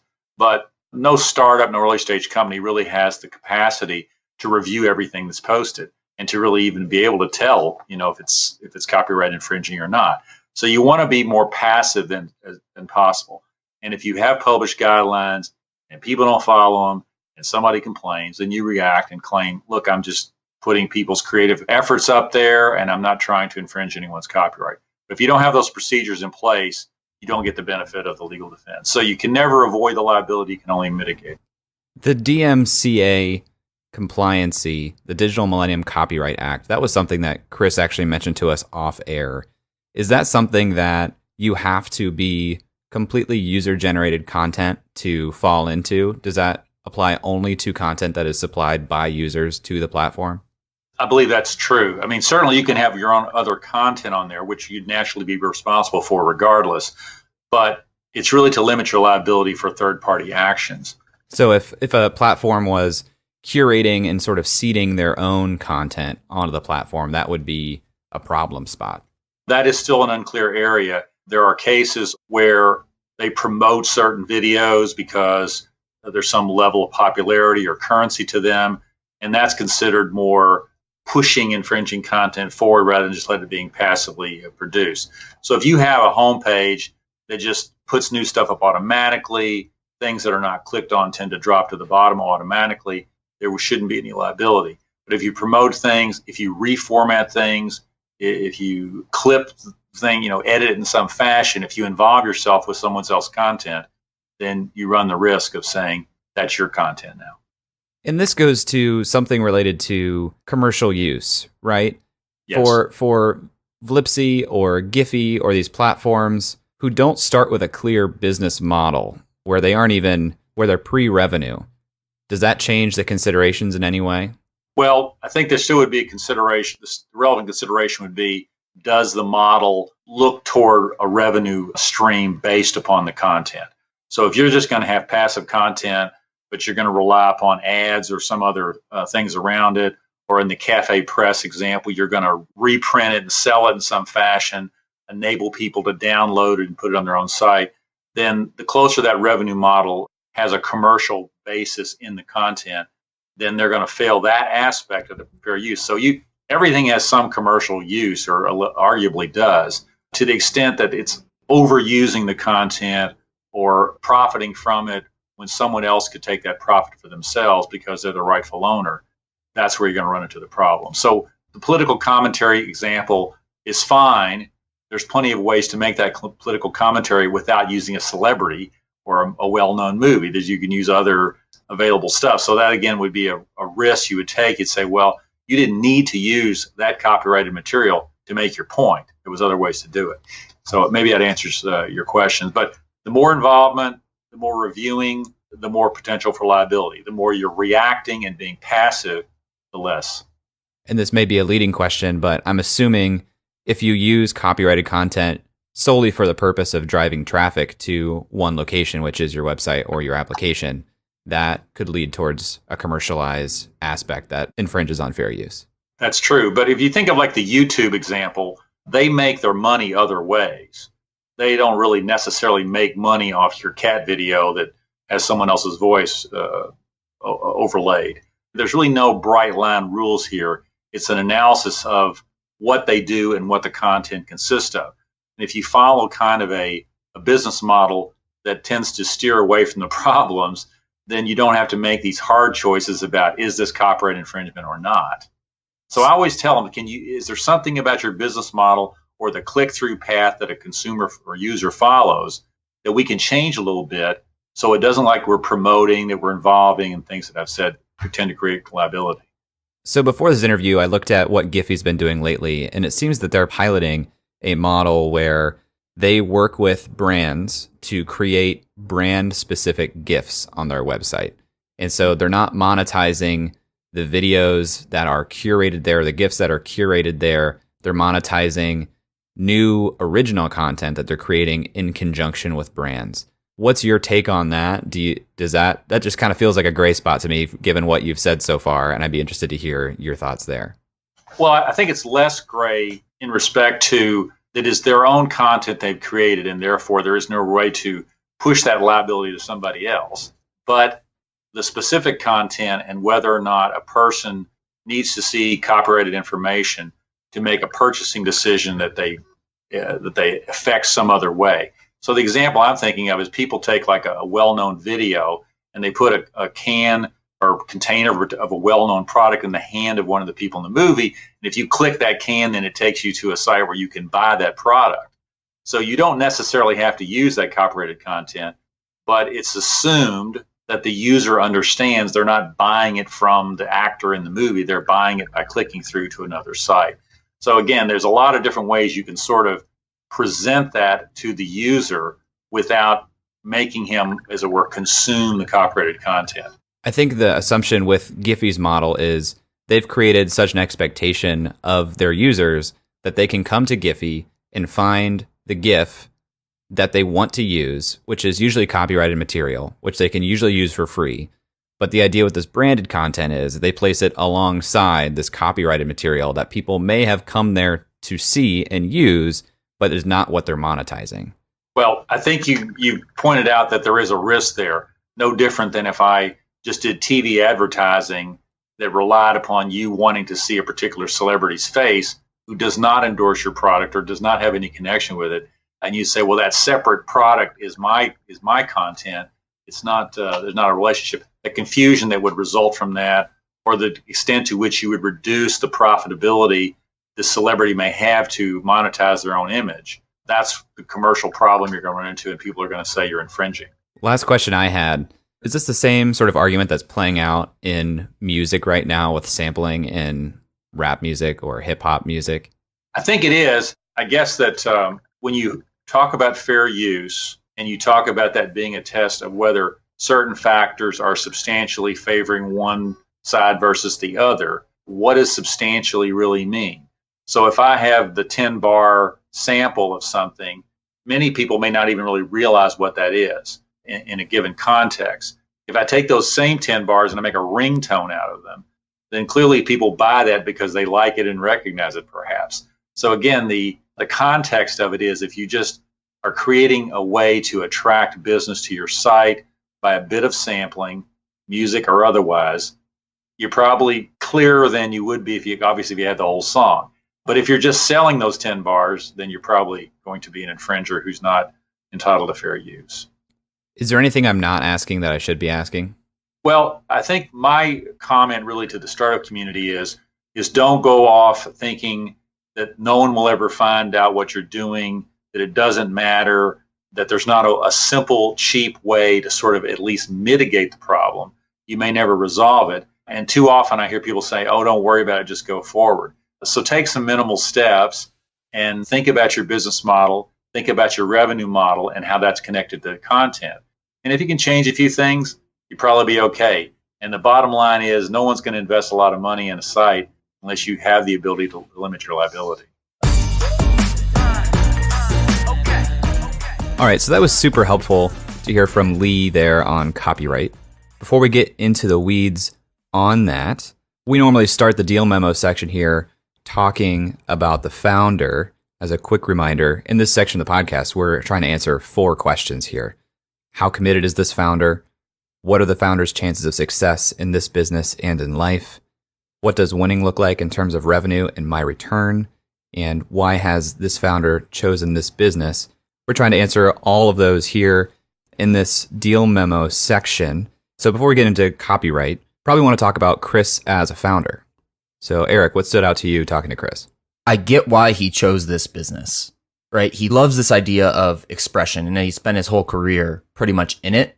And he saw a need in the market, and there's obviously a demand in the market since every single app you see has a GIF on it or a GIF. What did we decide to call those? We're calling it GIFs. We're going GIFs for this episode. Okay. Drawing the line. For this episode, we're GIFs. We're Team GIF.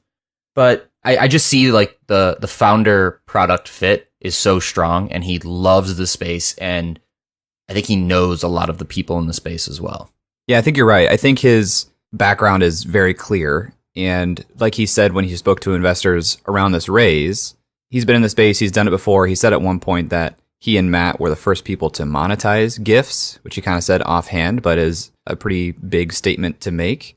I loved hearing about his background. We spent a lot of time getting up to where he is now, and I think it was really good context. A lot of similarities, frankly, to my life, to be honest, growing up and really being into video games and then getting into early website building. I think he was doing it earlier than I was, but it was clear from his whole path and getting to the point where he was with Kick, working with Tenor and Giphy. He is one of few people on the planet, I would imagine, that are qualified to start and run this business. And what you mentioned there with expression was something he talked about a lot, and I love that term. And I think it's a unique term that comes from his unique insight into user behavior. He says, we want to be another form of YouTube made for today's user behavior, which I thought was a very deep insight. This idea that people want the 4-second clip, the 6-second clip inside of a 4-minute video, and they can't get that out right now. So, long-winded response. I really like Chris's background for this opportunity. I agree. And just thinking about that clip, I mean, you and I have started using Vlipsy a lot since this interview. Would you agree with that? Yeah, full disclosure, Vlipsy has completely replaced my GIF usage outside of Instagram Direct, where I don't have a Vlipsy button, and I have a GIF button. The friction is just a little bit too high, which I think is something we should talk about here. But outside of that, not only do I use Vlipsy to send GIFs a lot, I have made a lot of Vlips. Sorry, I shouldn't say I use Vlipsy to send GIFs. I send Vlips with Vlipsy, and I've made a lot of Vlips in the past. You're effectively full-time employee number 11 in their Vlip making department. What's your favorite Vlip you've made? I used a local legal ad with Kevin Kurgis where he had this saying at the end of all of his commercials. He says, "Remember, I don't get paid unless you get paid." I made one of that. Recently, when I was at LinkedIn in recording, after I got out of hair and makeup, I made a Vlip from Bo Burnham's song Art is Dead, where he says, "It's all an illusion. I'm wearing makeup. I'm wearing makeup. I'm wearing makeup." That was probably the best one I've done. But yeah, doing a lot. And it's because, to Chris's insight, and I told you going into this, and I think I told Chris too, I use Giphy a lot. When I first heard about Vlipsy, I didn't know what type of pain I was feeling for not having the audio with the GIF. My assumption was it wasn't much, but now having the option, I've completely replaced it. And I'm someone like Chris that had not literal folders of YouTube videos, but I lived for very quickly finding the right clip that I could send in a text message thread that gave the right context for the conversation. You are like a power user of Vlipsy. I use it a good amount, but not to the extent you do. That was intense, Jay. That was an intense response. It is intense. I'm enthusiastic, and I'm trying to not be biased about the opportunity here because I love the product. But we're using it on Twitter now. I enjoy the product itself, and it's clear that they've taken such a bent on user experience. Even things down to the Slack app that he mentioned at the end of the interview. We've checked that out, and the experience feels like a native Giphy experience, but there's a lot of technical workaround they've done to make it feel that way because it's not as native as a player. Not sure the best way to say that, but to say they've put so much focus on the customer experience that they've made things that are workarounds not look like workarounds. Yeah, absolutely. And I think that might come from one of the points about Chris as a founder that I really liked, which is in his backstory that we went through, there were a lot of points of, let's call it failure. And I think that when you have that more tumultuous path, you get a lot more insights into certain things, whether that's managing the company, which he's doing all remote now, which is really cool, or it's seeing different types of consumer behavior or thinking about things a little differently. I really like that he has gone down a road where he has had some stumbles, and this isn't his first attempt at something like this. And he acknowledged that himself and spoke to his frustration of people in the Midwest, kind of speaking to him as if he's already gotten over a hump because of the fundraise, and specifically because he's a B2C company in the Midwest with a fundraise. And he's saying, I wish people would change the way they think about this because this is just the beginning of this journey. And he's been there, he's seen it, he's seen how for his own companies and for other companies, it didn't always end the way they expected or wanted. And now he's doing it with his own neck on the line and really trying to push forward. Which gets to, I think, the revenue model. Because to me, and I think he alluded to this. He said that they could turn on revenue at any time. It wouldn't be maybe as much as it could be in the future. And there's this balance of turning it on too early versus waiting too long. When's the right time to start optimizing this for monetization? And if we look at Giphy as an example, they took forever and they're just starting to monetize. So they built their base and built everything on the VC dollar. And that model is different than, all right, we're going to start monetizing right now with partnerships for movies and all this other kind of stuff. So I think when you think about that in the Midwest context and people are like, oh, you got funding, great. Like you made that hurdle.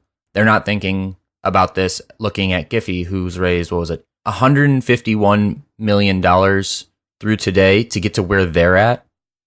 That path might not even be on the radar of some Midwest VC type companies. The one thing I will say, one, I liked his honesty about this. I don't think people are going to invest purely on honesty, but he came right out of the gate and he said, this is very simple. There is no revenue model right now. The model he's planning is around a search engine revenue model, which brings sponsored search is the model as opposed to just some other form of ads. When we talked to Seth at Rap Chat, one of our first episodes, he mentioned in the B2C space, there are a lot of companies where the model is just engagement, sell to someone who understands the model, use their model, was what he alluded to. Chris is speaking to a different known, tried and true model, which is the search engine model, where you bring forward sponsored ads. I see how that makes sense. The cynic in me wonders how effective that type of thing is. His example was, we have a bunch of people in the morning sending Vlips talking about coffee. What a great place to put an ad for coffee. That makes sense. For that model to stick and continue working, those advertisers will want to see some sort of metric or return on that ad spend. So the question is, would that really convert in a way that can be measured or believed that the sponsored ad bringing a Vlip of coffee is valuable enough to an advertiser that that model works out? And this gets into the Snapchat question, which was, and I think still is, I've kind of stopped following Snapchat as closely, but how do we guarantee that our advertisement dollars spent to this hyper-targeted audience are converting into in-store sales? And I think that's the question you're getting at there. I think that the whole Vlipsy model is predicated on growth of some of those KPIs he mentioned, which are mostly shares. And Chris told us offline that in the last 12 months, they have gone over 300x on their shares. If they can keep up rate like that, I think this model becomes a lot more interesting. Maybe. I don't know. It's hard. It's hard for me to say for sure. Like, I am confident that this product will pick up a lot of users and a lot of shares. I don't know if the advertising model buffs out or not, because, you know, in a Google world, people are searching for something that they're trying to, usually a problem they're trying to solve. And I think in a animated video world that you're searching for something that's going to make people laugh, something that's going to move a conversation forward. I don't think the consumer is in the mindset to buy something, but it may not be direct marketing where you're expecting to be able to measure the exact ROI of the ad based on purchases directly. It may be going more towards people's brand marketing budgets, which is the same budget that goes out to billboards or TV, things that are harder to measure. But you're saying, I'm Coca-Cola. I know that I just need to be in people's line of sight all the time. And they could probably chip away at that budget, and that could be effective. I don't know how big that is, but that's my guess of where they'd probably go. The model is the hardest part for me about this opportunity, is can and will this make money? Because as we've already covered, I absolutely love the product. I think it's different than Google. I mean, it is a search engine. That's the model. I got that. It's different than Google in that the dynamics of the industry are different. So if we think like Porter's Five Forces type stuff. So Google is aggregating information from a lot of small sources.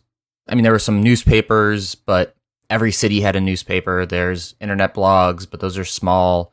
Like, there's no concentration of power that was fighting Google when they created their search engine.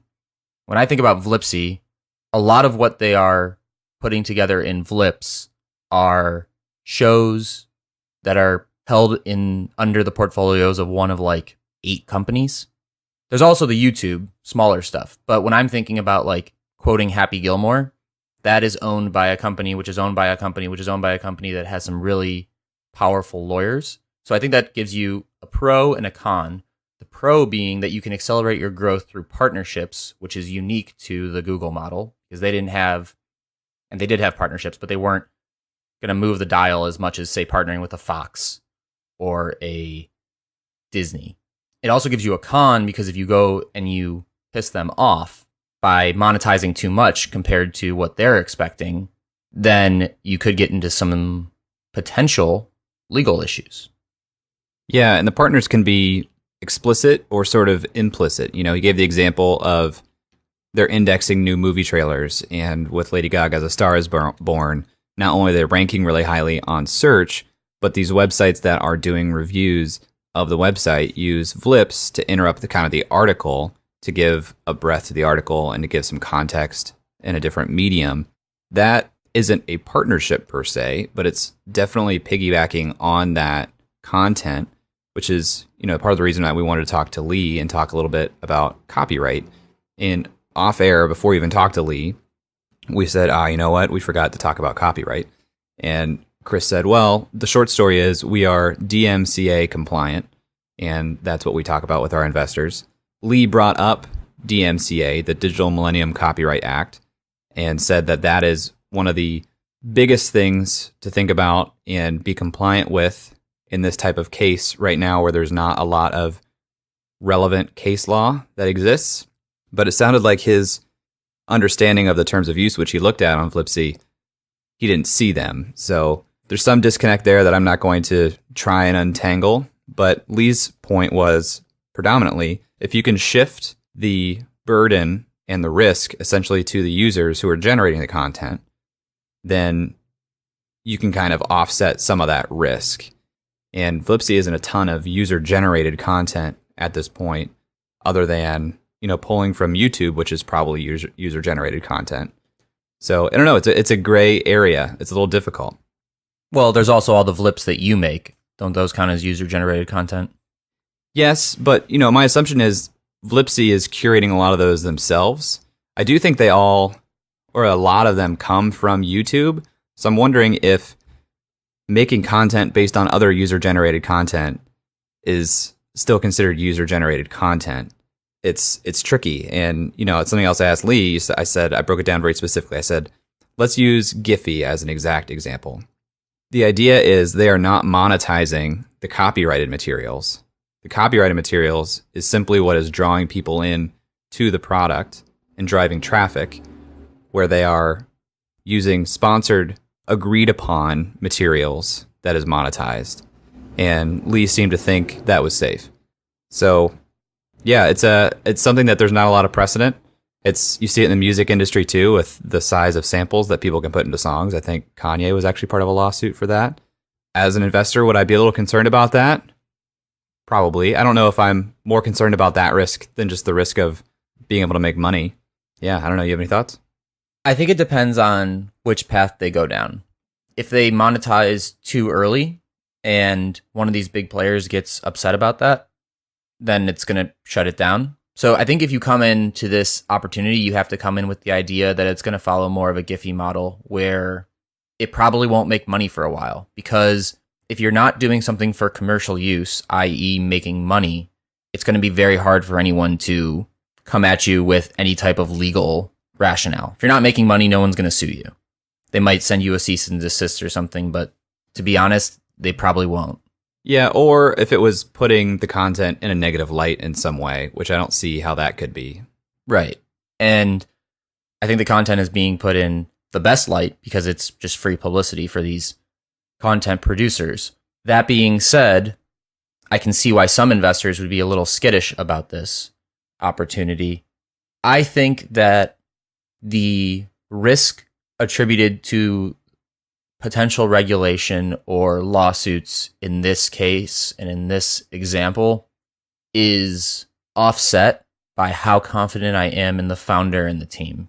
Yeah, I kind of look at this as if I'm an investor, I'm putting this in a little bit of a different, whether you call it like a risk bucket or something, because you're saying this is probably the only company in my portfolio that is swinging at a potential of millions of users, engagement numbers that just wouldn't exist in just about any portfolio in the Midwest.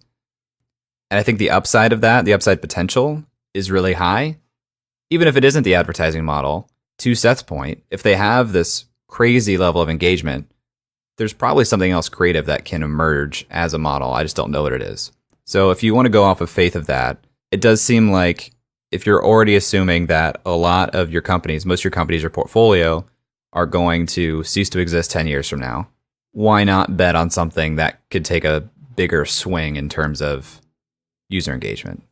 Great founding team, explosive user engagement growth, some potential regulatory risk shadows. I think that we have a really compelling understanding of what the Vlipsy opportunity is. Jay, what do you want to see from Vlipsy in the next 6 to 18 months? Well, I don't expect revenue because it does not seem that Chris is focused on that whatsoever. So if I'm hitching my wagon to Chris and going along for the ride that he wants to go on, I'm looking at engagement numbers. And he didn't give us any specific metrics for his search to share percentage, but I would be looking at monthly active users, new user account growth, which is interesting because you don't actually need to have an account to use Vlipsy. But search to share percentage, certainly you want to see that increasing. I loved, he used our question, Eric. He used, where do we suck? I love that question. I love that he used it. What are you looking for? Closer to the 6-month time frame, I'd be looking at the same things you just mentioned. Closer to the 18-month time frame, I'd be looking at how their next fundraise is going, because I fully expect that if things are going well, there's going to be another fundraise, and it's going to be soon, and it's going to be big. Yeah. A company that doesn't plan to have immediate revenue, 18 months from now, you're looking at, are they still kicking? Right. They can't have too much of a runway with their recent raise. So how is the next raise going is the most interesting thing to me. All right, guys, I'd love to hear your take on this. This is a very unique and interesting company out of Canton, Ohio. If you have any thoughts, please tweet at us at Upside FM. Comment on this episode on Breaker if you listen to Breaker. And if you or somebody you know could be a good guest for our show, please email us hello@upside.fm, and we'll talk to you next week. That's all for this week. Thanks for listening. We'd love to hear your thoughts on today's guest, so shoot us an email at hello@upside.fm or find us on Twitter at UpsideFM. We'll be back here next week at the same time talking to another founder in our quest to find upside outside of Silicon Valley. If you or someone you know would make a good guest for our show, please email us or find us on Twitter and let us know. And if you love our show, please leave us a review on iTunes. That goes a long way in helping us spread the word and continue to help bring high-quality guests to the show. Eric and I decided there were a couple things we wanted to share with you at the end of the podcast, and so here we go. Eric Hornung and Jay Klaus are the founding parties of the Upside podcast. At the time of this recording, we do not own equity or other financial interest in the companies which appear on this show. All opinions expressed by podcast participants are solely their own opinion and do not reflect the opinions of Duff & Phelps LLC and its affiliates, Unreal Collective LLC and its affiliates, or any entity which employ us. This podcast is for informational purposes only and should not be relied upon as a basis for investment decisions. We have not considered your specific financial situation nor provided any investment advice on this show. Thanks for listening, and we'll talk to you next week. Never mind, bro, that can't be matched. I'm lighting it on fire, used to run victory laps, and still I'm not even tired. It's all about the timing, yeah, that's what they say. Well, I'ma keep on